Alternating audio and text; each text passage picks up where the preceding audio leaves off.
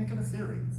You know, he was my husband too, being married to her when I said I do.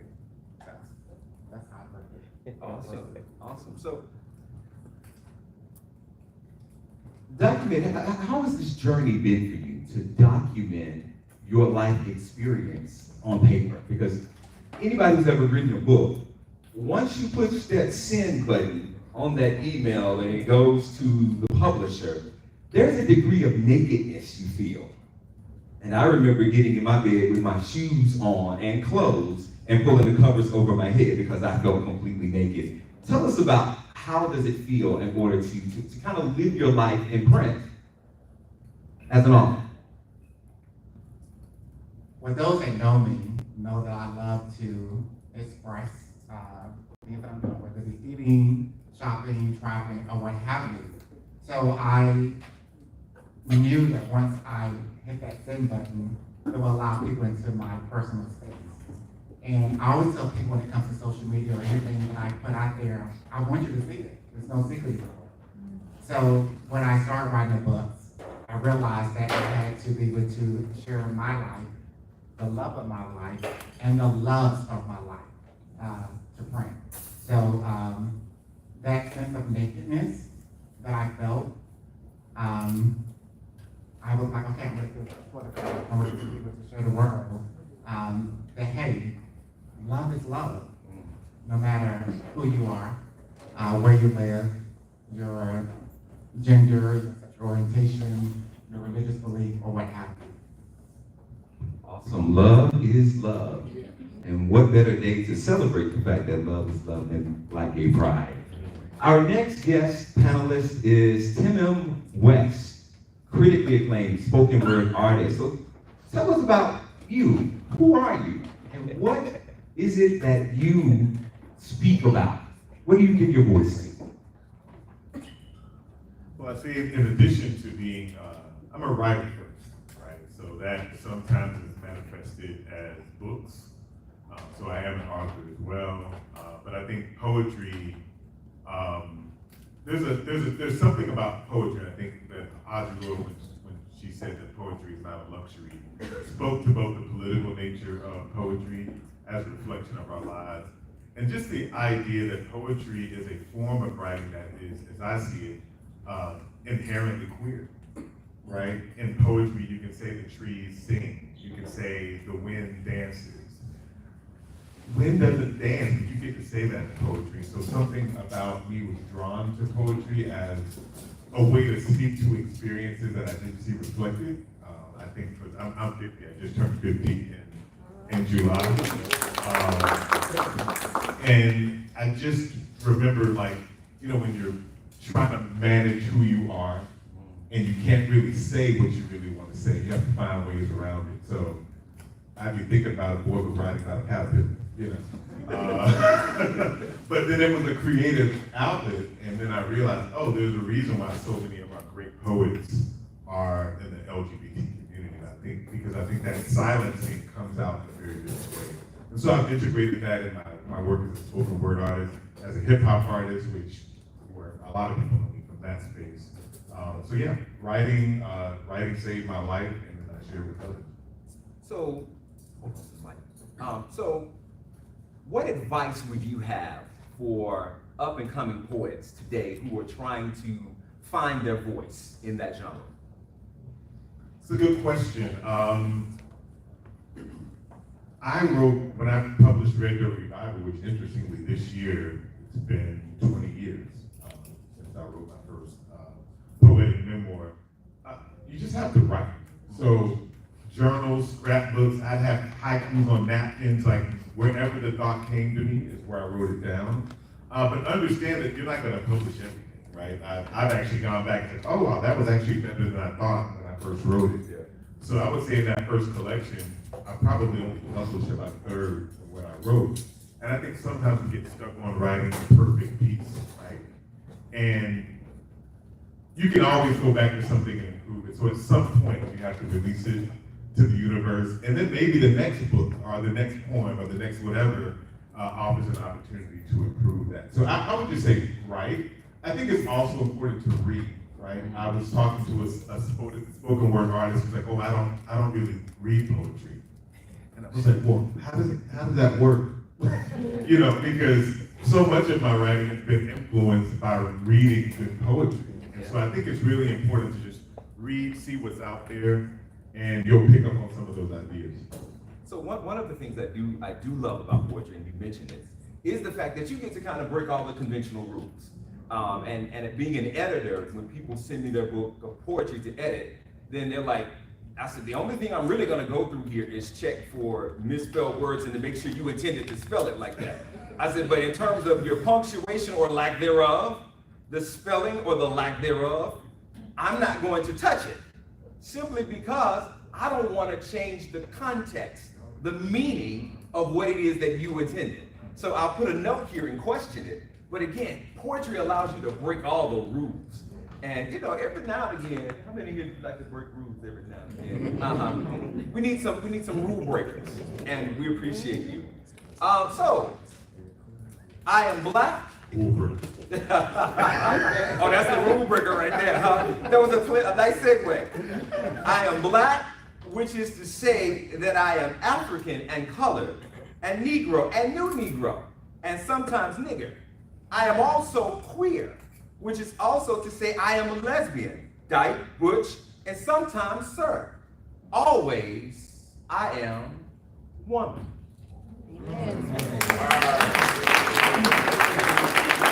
Can I just use your voice and just put that on my side? Sure. Now I'm gonna go ahead and read the rest of that says also, which is to say that I am tomboy, masculine of center, androgynous. So tell us about Ty, Freedom, Ford, and your writings. And my writings? I mean, well, you pretty much encapsulated, my sort of like artistic statement. I mean, I think what I hope to capture in my writing is all of that, right? That's sort of like my personal mission statement, and to be really unapologetic about who I am as a woman, as a queer woman, as a queer black woman, as a masculine center woman, as a woman who sometimes looks at brothers and be like, damn, type of woman, you know what I mean? Like, just sort of, and so I try to, in my work, give permission to young folks who may still be trying to find their voice, their writing voice, their queer selves, their black selves, their, you know what I mean? I'm trying to lay some possibilities out there, some templates out there that I feel like, what Tim said, which to me I think is first, the advice that I would give young writers to read everything you can. And so hopefully that in my writing, I'm giving young writers permission to be their like most authentic selves and to learn how to define themselves on their own terms. We are moving into a space, or we are in a space now where we are challenging the notions of sexual and gender identity, the traditional sense. Do you feel that you are a trailblazer in that area? Because, even, let's be very, very candid here, even within our queer spaces, we have what we call normative roles. And so there are times that we see people that perhaps push the envelope. Do you feel like you're one of those persons that push the envelope in being yourself? I mean, I'd be flattered if someone told me that. I don't necessarily think of that of myself, but I mean, I remember CC Carter. You remember CC Carter in Chicago?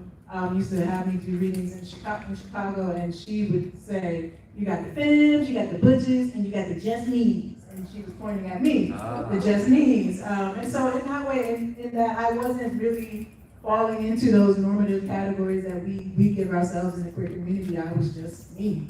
But I wouldn't necessarily call myself a trailblazer, but I just am who I am. And if you see that, then thank you. Absolutely. So what do you have? What would your advice be for individuals, for teens coming up today who are trying to find themselves?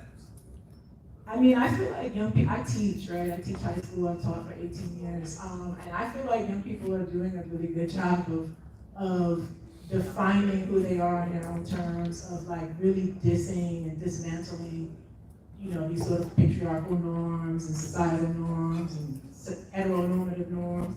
Like, I feel like they're really busting shit wide open in that way. And so it's not like I'm super proud of them, because I remember I was not that brave as a high school student. They're showing me the way. You know. Yeah, I mean, this generation, hats off, hands down to them. They are teaching us how to be. And sometimes you do get into a place where you have to teach the elders. Amen. Now, even though we may have paved the way, but nevertheless, they're benefiting from the road we travel, but nevertheless, they're teaching us something about ourselves. And again, absolutely, we want to give kudos to our youth of today. All right, so men after 10. Now, growing up, my grandmama and them told me that after a certain hour, when nothing open but legs and 7-Eleven. Now, where I grew up, 7-Eleven left a long time ago. So that means nothing but legs. Tell us about this whole notion of men after 10, because, you know, I don't know anything about that. I don't know anything about men after 10. So tell us about that, Casey Hamilton. Yeah, of course not, right? So men after 10 is many different things. It's a story of how hard it is being Black, gay, and online, and whether we want to admit it or not, our lives, our Black, gay lives, they revolve so much around technology, and something as simple as a app, it's made it a lot more, I would say, easier than it's ever been to meet other Black, gay men. But I think in this day and time, as convenient as that may be, we find it kind of challenging to find true connection. And that's what the whole book is about, how hard it is being Black, being gay, and being online. Yeah, as told through hookups, through sex, because that's how we express ourselves. And that's just the truth. So I know there's a question that probably everybody in this room got. Do people date anymore? Is there such a thing called dating? It's got quiet in the church now. The former location is Stewart Avenue Methodist Church, so it got real quiet in here. Do people date anymore? What is that? That's a good question. I live in Atlanta, so I would say in Atlanta, that's just a thing to pass. Unfortunately, I'm laughing, but it's really tough. Yeah, it's really tough. So what do we do? How do we find connection? Well, what has not changed is that we are definitely still out here having sex. That is definitely going down. We may be lonely, we may be single, we may be this and that, but we are definitely still out here getting what we feel we need to get to satisfy ourselves in a particular way at a particular time of day. And that's really what the book explores. It's really tough.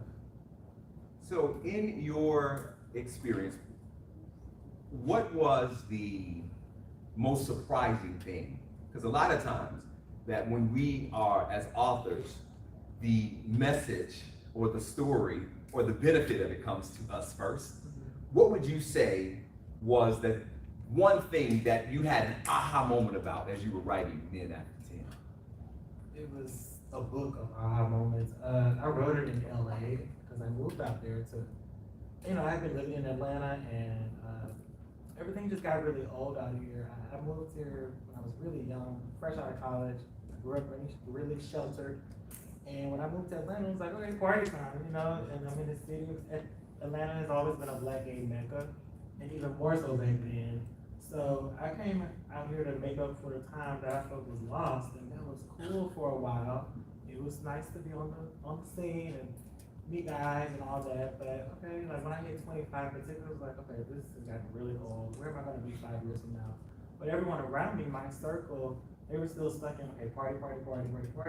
And I had real stuff that just was happening. I had a very old friend of mine that just died, just at a very young age, in a very messed up kind of way, very abruptly, and I didn't know how to deal with it, and I didn't have the support system to deal with it, and I just knew that I couldn't have kept on doing what I was doing, but I didn't know anything else. At that point, all I knew was partying and whatnot. So the book was very cathartic, and I just worked through everything. That's not to say I solved all of my problems. I still, my life is no happy ending. I don't believe in that. But it helped me work through a lot of things, and I feel like I'm a better person having been published now. Yeah. Awesome, awesome. In the words of Langston Hughes, life for me ain't been no crystal stair. Awesome. So, question for all of you briefly here is, tell us about your path to publishing. What does that look like for people who in the audience may be considering writing that book, or that book of poetry that they haven't done so yet? Give us a brief synopsis of your path to publishing. You want me to go first? Yeah, sure. So it took me 3 years to write the book, which was really tough. I mean, a lot of people that want to write a book, but most of it is really about just having the dedication to do it. It's a matter of discipline. And I just had a point in my life where I just got into the habit of writing every single day. No excuses. And I lived in LA, so the weather was great. It was not, I wanted to go to the beach, but I was locked in the house writing, and that was really tough. 3 years of doing that, and then I'm ready to find a publisher. I got about maybe at least a dozen rejections. After 3 years of writing this book that I put my blood, sweat, and tears into, rejection, COVID, Black Lives Matter, and right when that happened, it was, everyone became a lot more accepting for new voices and that. So I ended up getting 2 offers at once when I finally got it. So it was really a tough journey. And yours is it a novel? Or It is a novel. Okay. Yeah, I write fiction. Okay, cool. Yeah, so I write fiction also, but like the 2 published books of poetry that I have, the first book, it's really hard because when you're writing poetry, first of all, there are no rich poets, right? Except, maybe like the Maya Angelos or something like that, they were able to really capitalize off of it, but like, there are no rich poets, and so because of that, that means that, publishers, at least mainstream or your big 5 publishers, don't want to publish poetry because they presume there is no money in it. I mean, they don't presume, it is fact, right? But there is a large, I have a very healthy poetry community. It's very incestuous in the fact that we buy each other's work. That's pretty much it. Poets buy other poets' work. And that's pretty much, and then, you have some folks that, like an Ocean Vuong or somebody like that who might pop off and sell, be on a New York Times bestseller list. But for me, so what I did was apply to a lot of first book contests. And you can find those on places like Submittable, or there are a lot of places that post first book prizes. And I just kept submitting to them, and it took I got rejected from this press. And I applied to a lot of open calls, so publishers will have open calls, and they'll just accept manuscripts during their open call. I sent my manuscript to Red Hen Press during their open call. They said no, and then I submitted to another prize, A Room of Her Own, and I won that prize, and guess who the publisher was? Red Hen Press. So they were like, "Oh, this bitch again?"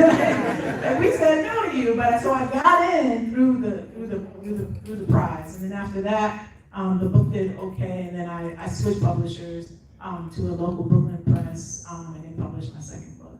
And it's really, you just sort of have to be dogged and determined, and really just sort of network and be on the scene and go to, just sort of keep your ear to the grind. And it's a lot of rejections. And sometimes, eventually I think you'll get that yes, and at least that was my path to it. Yeah, I just started an LLC called Too Many Things, and that would also describe my writing.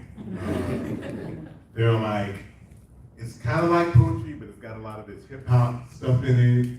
And then I'm a philosopher by training and a professor, so I delve into theory. They're like, oh, well, this is too high level for most people. So I mixed it all up, and I think as a result, I decided to self-publish, because every time I would try to go to publishers, they were like, well, we don't know how to categorize it, right?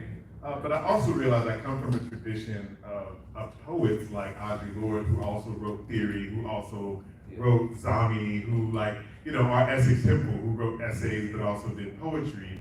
And yet, a lot of people were like, well, we don't quite know where this fits. And so I decided, hey, let me learn about the publishing process. Because I know the story will resonate for so many people. And if you're waiting for the uppers to authenticate and validate your work, it just may not happen. And I knew the story needed to get out. Interestingly, my first book, Red Dirt Revival, A Poetic Memoir in 6 Breaths, I published a second edition, which featured Darnell Moore on the cover. Some people may be familiar with his work. And 20 years later, I'm being offered a third edition by a university press, because a lot of universities have been using the work to talk about critical race studies, sexuality, whatnot. So they can have it as too hip hop for some, too academic for others, too ratchet for some. But bougie ratchet guy from Cincinnati, Arkansas, hey, what can they expect? One thing I had to learn about myself is that I used to take a negative connotation that I am impatient, but I realized that to make it more positive, I'm determined. So to piggyback on what Tim said about being self-published, I didn't want to give anyone control of how I would be able to present my life to my readers and my audience. So I decided to self-publish my stories and be in control of that. But I want to say to my readers, writers, this is not easy. This is not an easy job for us, especially when we're trying to pour our lives into something that we want you to love and be able to feel what we're trying to express. So it takes a lot of money, a lot of hard work, dedication, and perseverance, because you're constantly trying to advertise, promote, and convince someone to buy, like, and love your story. But I will say, don't give up. If you want to share your life, your story, or any thought that you may have, don't give up. So I don't think I answered your question when you asked me about publishing. I do talk fast when I get excited, because I had to realize that that's not a negative thing. But I want people to know that just write it down. We have iPhones, we have Androids, clipboard, put it in there. When you're in the line waiting for something, put your thoughts in there, and you can always transfer it to your computer later on.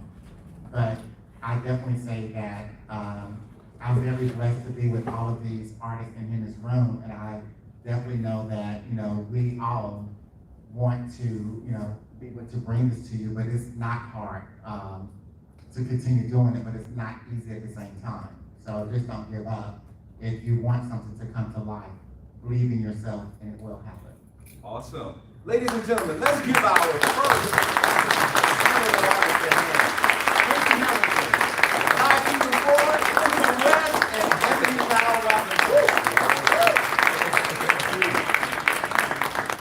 Now, we're supposed to have a giveaway.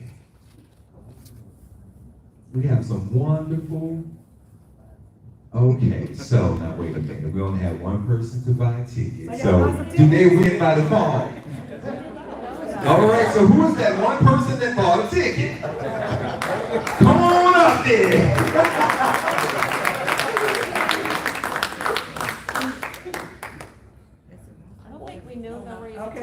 Okay, right. So in between, we want you all to buy a gift basket raffle. One for $5, three for $10, and 8 for $20. Awesome. You can give me my bill. All right. All right. Okay, so what's in the basket? All right. Come on up, our winner, and show us what's in your basket. Jose Cuervo. Yeah. Jose Cuervo, little chocolate candies, and what's that right there? Oh, it's some coffee cookies. And popcorn. Oh, wonderful. Perfect. Oh, and a flask. Perfect for the afternoon, huh? All right. So now at this time, Now at this time, we're not talking about the Hennessy. That basket is on reserve. All right. At this particular time, we are going to be featured by a wonderful performance, acoustic R&B soul performer, Ken J. Martin, who has performed all over the country.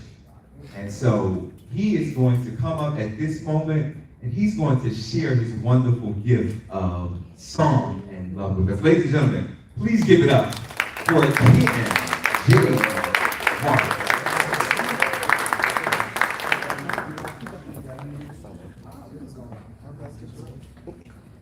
See, now y'all see the importance of visiting vendors when we say, please visit vendors. Right. Hey, how y'all doing? It has been a while, right? COVID has kept us apart. I'm gonna do a selection for you and then one more later on. But I started off with this 2008, I think, and I wrote a song called 3 Years, 8 Days. I was a church kid, thought I should marry a woman, and I realized that I like men. I didn't realize I kind of knew. But it took me, my first, we did some things on and off, right? And he went to school, and I waited a while for him to kind of come back. So this song is called 3 Years, 8 Days.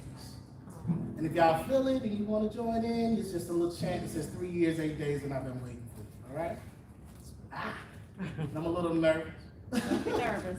You got It's this. been a while, coach.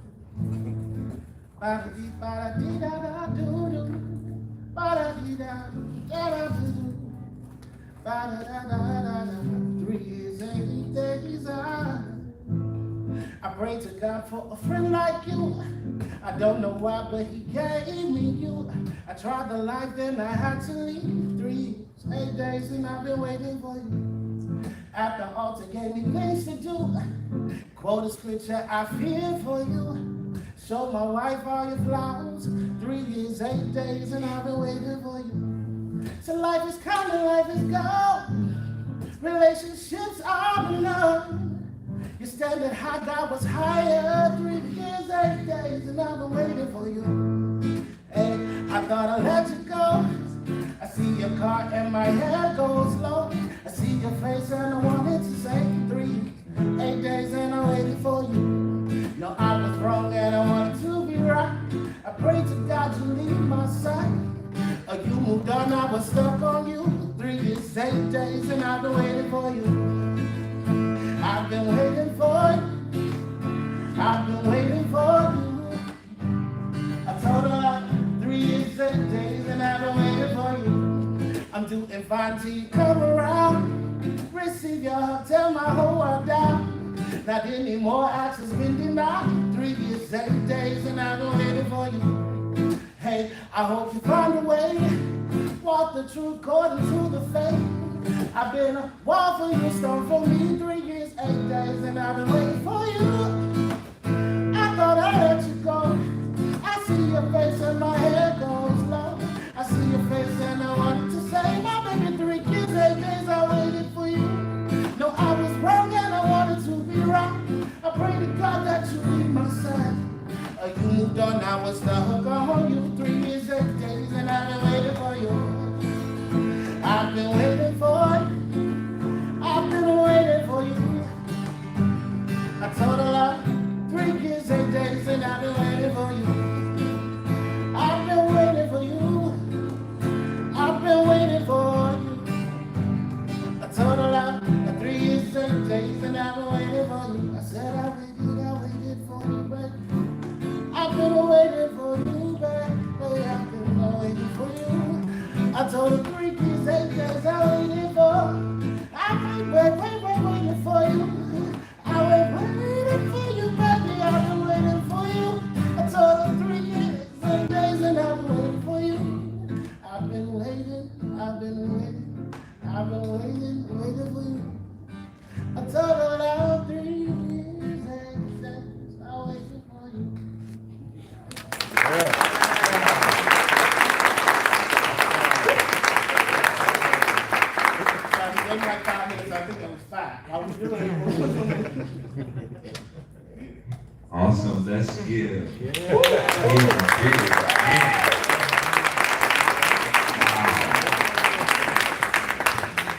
Now we are going to be featured with a spoken word performance by none other than Tim and West.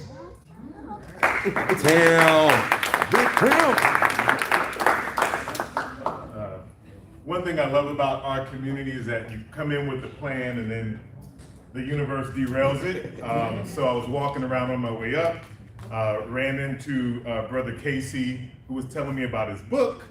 And as a way of sort of promoting his book, I'm going to recite a piece about trying to find love on the internet. Some of you may be familiar with this, but if not, you're in for a treat. It's called Yahoo's Blues. So I'm dating myself a little bit because we used to date on Yahoo. Before there was all these options. Y'all remember Yahoo? Yahoo Meak? Yahoo! His ad suggested that he be GBM seeking brother with the thick frame, muscle for bedroom tussle, street savvy for hustle bustle, complex intellect, straight acting but not het, no drama, no stress, but the best sex. Love for the literary collection like a library, Audre Lorde, June Jordan, Baldwin and Hansberry, Baraka and Last Poets. Fanon, you better know it, well-traveled plus, and it's cool if he can bust sublime rhymes off the dome. Banjo nigga the nigga poems, cozy naked nights at home, cologne and we alone in the end zone.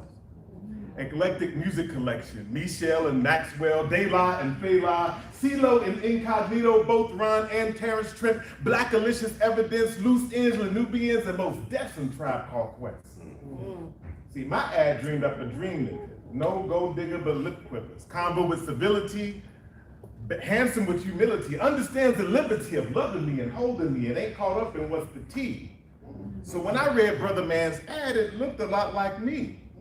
I would have answered the ad, but I noticed quickly the fine line specifically said, be disease free. So despite how I was right, that nigga's nigga, I could never be. The fine line also said, no facts, no femmes, no broke ass niggas, hope you never been in the pen, no promiscuous past sins, only enter real men, and on a scale of 1 to 9, be a. So I thought as I let the feelings fall to the gut, I can give up. I realized he kind of fucked up. He done got me all excited just to make me give up, because being positive sometimes don't seem a plus. But then I thought about his negativity rendering him mathematically speaking more positive than me. Disease squared, he'd never see himself reflected in me. All of my potential untapped because I'm an HIV. So I prepared no plea to prove my spirit worthy. From the dust that brother came, so he too came dirty. Forget going after all these brothers that don't deserve me. My spirit is healthy, not seized by disease, but freed by disease to be a lot more choosy. So to all those next ads that tease and exclude positive brothers like me, they will get a negative 2-word reply. Nigga, please. All of that. All of that. Wow. So just for the record, I don't know nothing about Yahoo, Black Planet, Black Planet, WBS, Go.com. I don't know nothing about no chat lines, no nothing. That's Tim and West. Let's give Tim and West. Wow, that was amazing, brother. So we're gonna pause for about 2 minutes while we reset for our second panel. So if you need a moment to breathe, take it and do so. And to buy our what? Raffle ticket or 10, come right on over. We'll be back with you in about 3 minutes.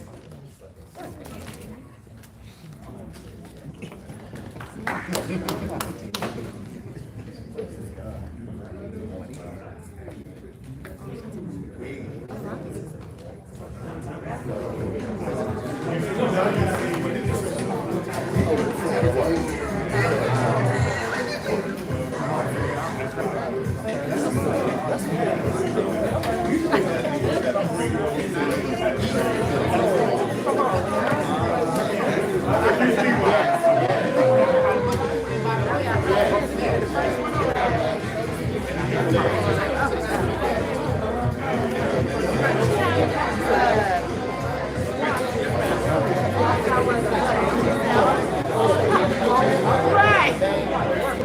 That part. Can't get up.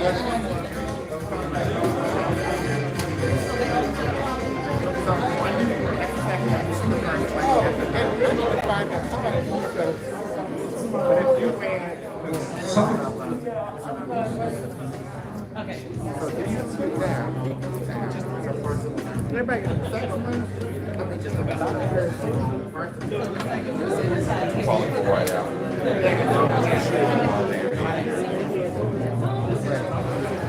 Listen, this my cousin just texted me Sunday dinner. I thought, come on through tomorrow. Turkey wings, smoked turkey legs, ribs, oxtails, chicken, candy canes, greens, macaroni and cheese. Man, I will see you at whatever time you want to. Listen, we started doing Sunday dinner again because I'm cooking host. But I feel like she brings it in a way that she says, I will pay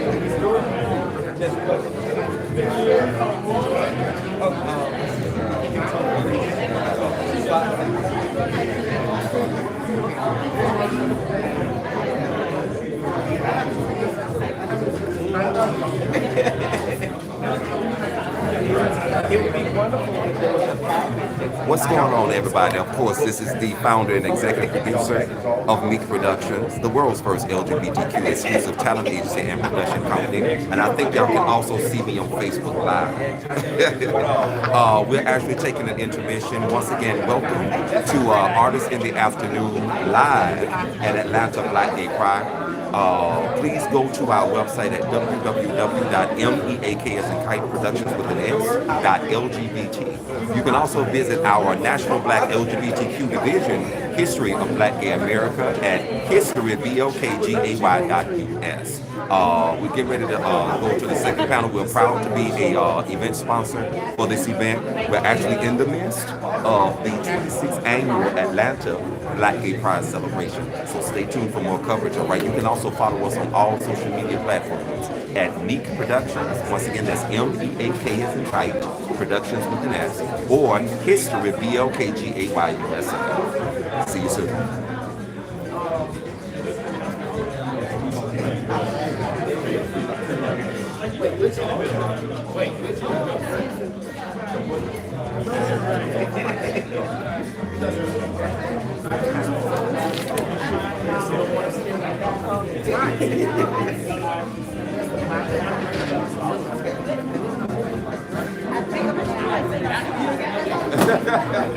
I ain't gonna be here.